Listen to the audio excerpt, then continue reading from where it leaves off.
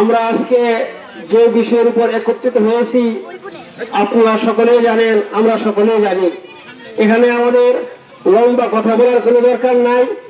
কোরআন শরীফের মধ্যে আল্লাহ তাআলা বলেছেন, ওমা লাকুম লা তুকাতিলুনা ফি সাবিলিল্লাহ ওয়াল মুস্তাদআফিনা মিনার রিজাল ওয়ান নিসা। ওমা লাকুম লা তুকাতিলুনা ফি সাবিলিল্লাহ, তোমাদের কি হইল তোমরা আল্লাহর রাস্তায় জিহাদ করো না?